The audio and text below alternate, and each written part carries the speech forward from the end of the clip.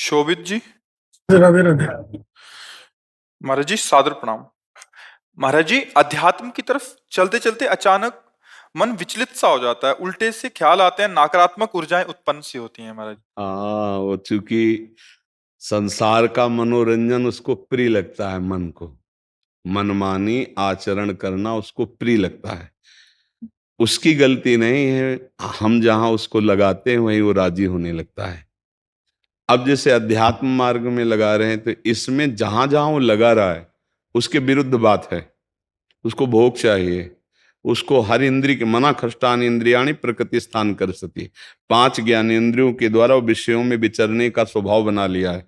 भगवान कह रहे हैं आप भगवान के अंश, ममैवांशो जीव लोके जीव भूता सनातना मना खष्टान इंद्रियाणी प्रकृति स्थान कर सती। आप इस मन के भुलावे में आकर, मन भोगों के भुलावे में आपको फंसाकर ये सदैव अधीन रखा है।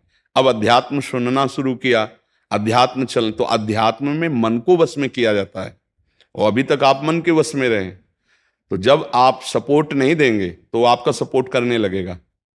इसकी चाल समझना, क्योंकि आपके बिना उसकी कोई सत्ता नहीं, वो आपके बिना कुछ नहीं कर सकता, आपके दस्तखत से ही करेगा।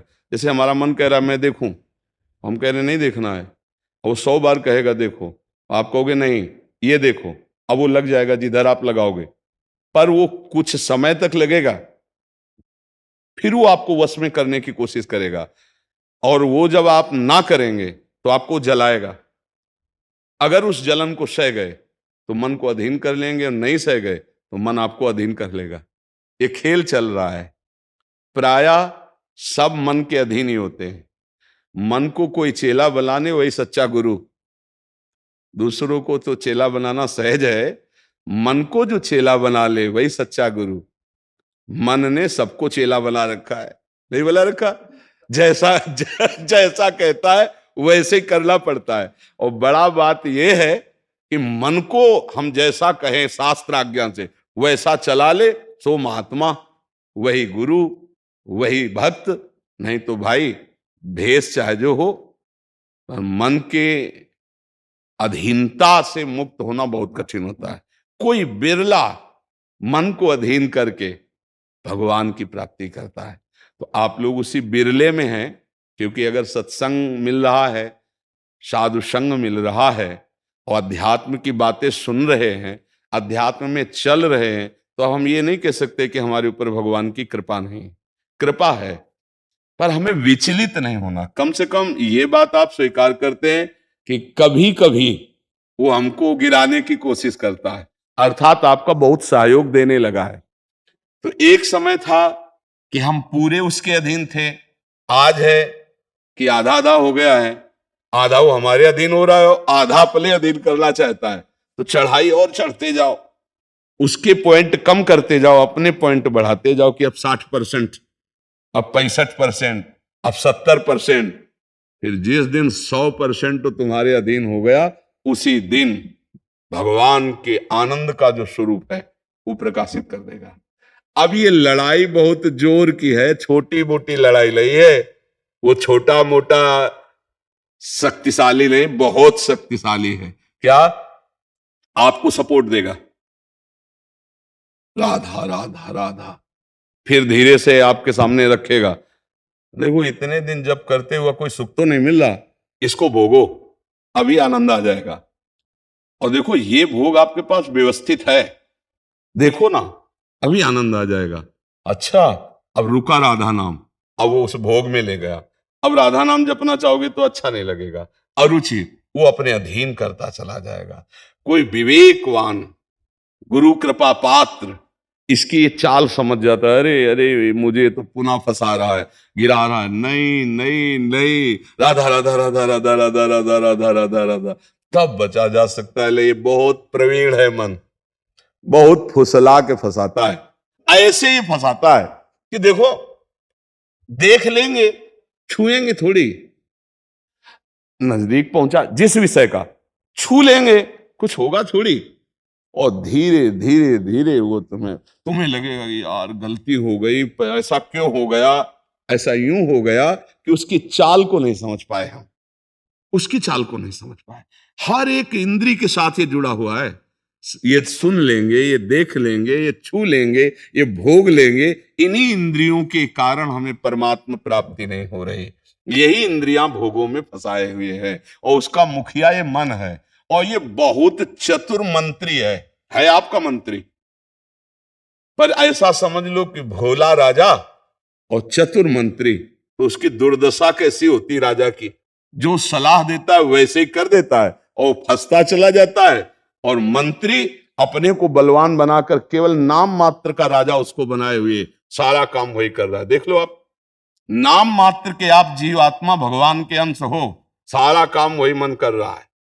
हमारा मन कर रहा है आज ये खाएं तो हम खाएं, नहीं, ये मन की मांग है, तेरी मांग नहीं है। लेकिन ऐसा कौन भेद पैदा कर पाता है। अब मेरा मन कह रहा है आज ये देखा जाए, तो अब भाई देखा जाए। मेरा मन कह रहा है, तो कभी कभी मन अच्छा सपोर्ट करता है। जैसे आपको मन ने ही कहा चलो चलते हैं सत्संग में, बाबा के पास बैठते हैं वृंदावन में, तो अच्छा सपोर्ट दिया ना। वो सपोर्ट ना देता तो आप नहीं आ पाते। बस इसको अच्छे सपोर्ट के पॉइंट में लगाते रहो, और जब बुरा सपोर्ट करे उस समय सहना बहुत कठिन होता है। अगर मन ने ठान लिया कि अब ये करना है और आपने कह दिया ना, तो आपको जलाना शुरू करेगा, और उस जलन को जो सह गया, यम ही न व्यथ्यन्ते ते पुरुषम पुरुषर्षव सम दुखा सुखाधीरम स्वमृतत्वाय कल्पते, उस जलन को जो सह गया सो भगवान को प्राप्त करने की सामर्थ्य रख लेता है। बहुत कठिन है मन की जलन को सहना। बाहर के थप्पड़ सह जाना सही है, लेकिन मन के थप्पड़ सहना बहुत कठिन, सबको गिरा देता है। इसका बहुत विचित्र बल होता है, और इससे बचने का केवल एक उपाय है, नाम जप न छूटे और ये स्वीकार मत करो कि मुझे चाहिए। जैसे मन कह रहा है आज उस होटल में चलते हैं, अब रसेंद्री और मन एक हो गया है। अब आपको लगता है मेरी मांग है, तो बोले भाई आज मेरा मन कह रहा है यही, आज मेरा मन कह रहा है कि आज उस होटल का भोजन होना चाहिए। अरे तेरा मन कह रहा, तू खुद कह रहा है, अब उसमें निर्णय करो सही है कि गलत। अगर गलत लग रहा है इसकी चाल, तो आप मत जाओ। घर में रोटी दाल बना, इसको अच्छा नहीं लगेगा, ये 100 बार कहेगा नहीं नहीं, तो आपको नहीं भाई आज तो यही खाना पड़ेगा। कल भले विचार करेंगे, कल विचार करेंगे आपकी बात पर आज नहीं, आज तो ऐसे बस में करना होता है। एक साधु के मन में आई कि खीर मिले, बहुत दिन से नहीं मिली, मन है कभी कुछ भी सोच सकता है, बहुत व्याकुलता हो गई, बस खीर खीर खीर। तो एक भगत के यहाँ गए, 10-5 गाय भैंस बंधी थी, और उनका कि आपकी श्रद्धा है संतों पर। उनका महाराज आदेश कीजिए। तो बोले 10 संतों के लिए खीर बना सकते हो आप? बोले 20, घर का दूध है, हम 20 संतों के लिए बना देंगे। बोले हम 11 बजे आएंगे दोपहर के, आप बना के तैयार रखिए। वो अकेले आए, तो उनका और संत, बोले और संत यही है सर। अकेले कमरे में बैठे 20 संतों की खीर, और कहा आप लोग बाहर हो जाइए, हम एकांत में पाना चाहते हैं।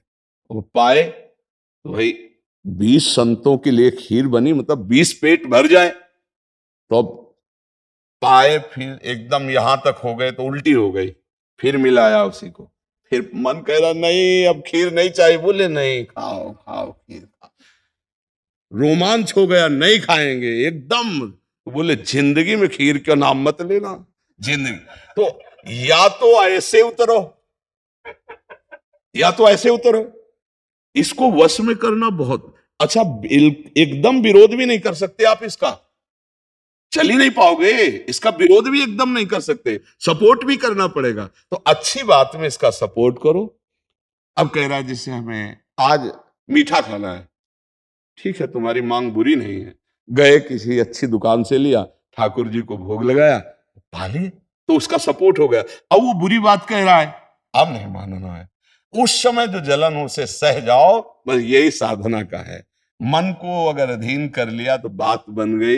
एक हम बार बार सुनाया करते कि मन मारिया तन बस में की ना, हुआ भरम सब दूर, बाहर से कछ दिखत नाई, अंदर चमके नूर। आपो त्याग जगत में बैठे नहीं किसी से काम, उनमें तो कछु अंतर नाई, संत कहो चाहे राम। वो गृहस्थी में भी है। आप एक पत्नी व्रत लिए हुए धर्म से आप चलते हैं, दूसरी किसी माता बहन की तरफ गंदी दृष्टि नहीं, धर्म से धन कमाते, परिवार का पोषण करते, नाम जब आप महात्मा हैं, आप सतमार्ग के पथिक हैं, क्योंकि आप अपने प्रवृत्ति धर्म से चल रहे हैं और एक निवृत्ति में अपने धर्म से चल रहा है, तो वो महात्मा है। ऐसा महात्मा का मतलब केवल वेश से नहीं होता, महात्मा का मतलब उस लक्षण से होता है। अगर आप भागवतिक लक्षण से हैं तो आप भक्त हैं, आप वैष्णव हैं, आप महात्मा हैं। तो मनुष्य जीवन का परम लक्ष्य है मन को अधीन करके परमात्मा प्राप्ति करना। अगर मन अधीन नहीं हुआ तो परमात्मा प्राप्ति में बड़ी बाधा खड़ी हो जाती है। नाम जप करते रहो, धीरे धीरे वो बल आता रहेगा नाम जप से कि आप मन को अधीन कर लोगे। नहीं तो पीछे वाले बैच में यही कह रहे थे कि जितनी जेल भरी है ये सब मन से ही भरी है। नहीं बोले ऐसा क्यों किया? बोले मन ने कह दिया, आप क्या करें, हम तो कहते थे नहीं करना, पर इस मन ने फंसा दिया। तो बोले 20 साल की सजा, अब भोगो जेल। मन की एक हरकत ने पूरा जीवन बर्बाद कर दिया, मन की एक हरकत ने फांसी पे चढ़वा दिया। वही मन की तो हरकत है। तो हमें लगता है बहुत होश में रहा जाए, ये जो मंत्री है सलाहकार मन, इस पर नजर रखी जाए कि इसकी गलत सलाह पे दस्तखत ना करो। और अगर आप इस स्वीकृति नहीं देंगे तो कुछ नहीं कर पाएगा, पक्का समझना। आपकी स्वीकृति से ही होता है जो कुछ होता है। आप जहां कह देते हैं कि चलो अच्छा ठीक है, बस फिर आपकी कोई गम नहीं है, वो आपसे करवा के मालेगा। इतना बलवान मन है, बड़े बड़ों से करवा लेता है। हे, आप तो मान लो गृहस्थी में हो, जिसने आजीवन भगवान का मार्ग चयन किया है उसको भूल में डाल देता है, गलत मार्ग में ले जाता है। आप तो गृहस्थी में मान लो आपसे चूक होना स्वाभाविक है, क्योंकि प्रपंच माया प्रपंच में जिसने जीवन भर के लिए नियम लिया है उससे भी चूक करवा देता है। बड़ा विचित्र मन है। हाँ, अगर मन कहीं अधीन हुआ है तो भगवान का आश्रय लेकर और विवेक के द्वारा इसे अधीन किया जाता है। और विवेक ये बाजार में मिलता नहीं है, ये सत्संग से मिलता है। जैसे आप सुन रहे हैं, बिन सत्संग विवेक न होई और राम कृपा बिन सुलभ न सोई। सत्संग होता है भगवान की कृपा से, और सत्संग से मिलता है विवेक, और विवेक से मन का शासन निर्णय किया जाता है, तू गलत सलाह दे रहा है और मेरी मांग नहीं तेरी मांग है, मैं इसको रिजेक्ट करता हूं, नहीं पास करता हूं। बस वो कुछ नहीं कर पाए। पर इतना ज्ञान नहीं रहता भैया, जहां वो मन से आज गरम गरम कचौड़ी दाल की हो और फिर चटनी हो, फिर अब आप खोज करोगे कहां बन रही है, हम खरीद के खाए। मन ऐसे फंसा रहा है। आप देखो ना, अपने घर में सब भोग सामग्री है, लेकिन जिनका मन, जो भजन नहीं करते, जो सत्संग नहीं करते, उनका मन गंदे आचरणों में फंसा है। घर में वो सब भोग सामग्री है, धर्म पूर्वक भोग करके वो भगवान को प्राप्त कर सकते थे, लेकिन वो अधर्माचरण, कलह, अशांति घर में है, और उनका मन कहां ले जाता है? गंदे गंदे जगह उनको फंसाए। ये मन की चाल है। आपके घर में है, धर्म पूर्वक भोग सकते हैं, लेकिन आपसे अधर्म करवाता है, पापाचरण करवाता है। अब विचार करो क्या है इन शरीरों में, क्या है, या उन भोगों में क्या है? कितना भोगोगे? चाहे जितना भोग लो, कभी तृप्ति होने वाली नहीं। और धर्म से चलोगे तो एक दिन इनसे निवृत्ति हो जाएगी, तृप्ति तो नहीं, निवृत्ति हो जाएगी, और आप प्रभु को प्यारे, प्रभु के प्रियजन बन जाएंगे। यही मनुष्य जीवन का लाभ है कि हम कमाई करने आए धर्म की, पुण्य की, नाम की, भगवान का नाम जप करके मंगल करने की, पर ये दिमाग में नहीं रहता। और यही लगता है जितना धन हो जाए, जितनी भोग सामग्री हो जाए, खूब भोगे, मौज से जिए। पर अधर्म आचरण करने वाला कभी मौज से नहीं रह सकता। ये शब्द याद रखो, चिंता, भय, शोक, घबराहट और दुख, ये उसको कभी छोड़ेगा नहीं जो पाप कर्म करता है। अचानक बेमतलब की कल्पना भय की सवार रहेगी और धीरे धीरे वो मन डिप्रेशन में पहुंचने लगता है। क्यों? क्योंकि पापाचरण हो जाता है। और घर के किसी व्यक्ति से ठीक से बात नहीं करेगा। क्यों? अंदर से डिस्टर्ब हो चुका है। ये क्यों हुआ? बोले पापाचरण से हुआ। आज बहुत ज्यादा लोग डिप्रेशन में जा रहे हैं, बहुत ज्यादा लोग। इसका कारण जानते हो क्या है? यही मनमानी आचरण। मनमानी आचरण बचपन से शुरू हो जाता है, गंदा आचरण, गंदा व्यवहार, और वो दिमाग काम नहीं करता। एक प्रियता हमारे अंदर होती है कि कोई हमें प्यार करे, आप समझ ना। एक हमारे अंदर प्रेम की मांग होती है कि कोई हमें प्यार करे। नौ किशोर अवस्था में, जब यौवन अवस्था का, अगर उस समय हमें गलत संग मिल गया तो विक्षिप्त हो जाता है चित्त। अच्छा, प्यार कोई समझ पावे ये तो मुश्किल की बात है। प्रेम का निर्वाह तो सिर्फ भगवान करते हैं, या भगवान प्रदत्त ऐसा कोई दे दे जो प्रेम का निर्वाह करे। नहीं, अपने हृदय से जिसको हम प्रेम करते हैं और वो कहीं दूसरी जगह देख रहा है, अब विक्षिप्त हो जाएगा वो व्यक्ति, नहीं हो जाएगा। और ये प्रायः बहुतायत में हो रहा है। क्यों?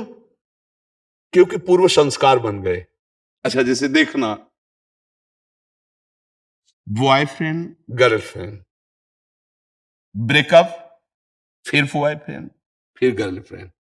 समझ रहे हैं क्या संस्कार पड़ रहा बच्चों के अंदर? अब वो जब वर्ण करेंगे एक पति का, तो उनके अंदर निष्ठा आ पाएगी, वो संयम से चल पाएंगे, वो एक गृहस्थी को संभाल पाएंगे, वो अपने पति या पत्नी पर पूर्ण प्रेम कर पाएंगे? नहीं कर पाएंगे। क्यों? क्योंकि आदत खराब हो चुकी, संस्कार खराब हो चुके। अब ये हमारे समाज में ज्यादा फैल रहा है, नहीं फैल रहा है। अब जहां मन को संयम में लाने की बात आती है, वहां मन को तो हमने पहले ही रद्दी कागज बना दिया, पहले ही हमने उसको गंदा कर दिया। अब कैसे हो सकता है? गृहस्थी बहुत पावन मार्ग है, कोई ऐसा नहीं है। मान लो पवित्र शरीर दोनों के हैं और फिर धर्म से ग्रहण किया गया, तो वो फिर एक अच्छी गृहस्थी बनती है। अब पहले, इसलिए भाई बहुत संभालने की जरूरत। आप तो बड़े भाग्यशाली जो अध्यात्म में इस बात को समझ रहे, नहीं तो आज हमारा समाज थोड़ा गलत रास्ते की तरफ जा रहा है, गलत मार्ग है जिसको कोई समझ नहीं रहा। हमारे नवीन नवीन बच्चे, नवीन नवीन बच्चियां, नवीन नवीन भाई इस भूल में फंस गए कि ये सुख है और ये भोगना मतलब जीवन का लाभ है। नहीं नहीं नहीं, इसको धर्म के अंतर्गत रखा गया। देखो, हमारे शास्त्र में 4 पुरुषार्थ रखे गए, धर्म, अर्थ, काम, मोक्ष। काम कहां है? तीसरे नंबर पे है। पहले में क्या है? धर्म, और आखिरी में क्या है? मोक्ष। जो धर्म से चलता है, धन धर्म से कमाता है, धर्म से काम भोग करता है, वो मोक्ष को प्राप्त हो जाता है। आज 2 बातें हट गई, पहली और आखिरी, धर्म और मोक्ष हट गया, अब अर्थ और काम रह गया, नहीं रह गया। बस यही पशुता बढ़ती चली जा रही है। अब ये संतों की बातें कड़वी लगेंगी समाज को, लेकिन भैया बहुत गलत रास्ते में अपने लोग जा रहे हैं। इससे लौटना अभी संभव है, अभी लौटना संभव है। अगर कदम आगे बढ़ते चले गए तो आप लौट नहीं पाएंगे। आप देखो, हमारे नवीन बच्चों में बहुत डिप्रेशन की ये बात आती चली जाए। क्यों? विक्षेप पे विक्षेप पड़ रहा है। अब वो उससे आसक्त है, वो ब्रेकअप हो गया, अब उसका दिमाग पे जो भार पड़ा वो पूरे जीवन की जीवनी शक्ति को नष्ट कर रहा है, चाहे बच्चा हो चाहे बच्ची हो। मतलब कई ऐसी समस्याएं प्रकट हो रही हैं जो अपनी बात कह नहीं सकते हैं और अंदर ही अंदर वो अपने को खोखला कर लेते हैं। हमें लगता है कि माता पिता को, परिवार को इन समस्याओं से, बच्चों से जुड़कर उनको हटाना चाहिए, उनको शिक्षा देनी चाहिए, उनको ऐसा मित्रवत बल देना चाहिए जिससे उनकी मानसिकता उभरे। अगर ये छूट बनी रही, इसे कहा जाता है दोस्ती, लेकिन भारी दुश्मनी फैल रही है, भारी हमारे जीवन का नाश करने वाली वृत्तियां फैल रही। तो इसलिए इससे बचा जाए और नाम जप किया जाए। अगर मन को छूट मिल जाए तो नरक पहुंचाने की पूरी व्यवस्था कर देगा। मन को छूट मिल जाए तो भारी से भारी अपराध करा देगा और जलाता रहेगा। इसलिए मन को छूट ना दी जाए, और मन को छूट ना दी जाए इसके लिए जो चाहिए विवेक, वो सत्संग सुना जाए, और जो बल चाहिए वो नाम जप किया जाए। नाम का बल और सत्संग का विवेक, ये 2 ही बचा सकते। साधन को हरि भजन है, कैसे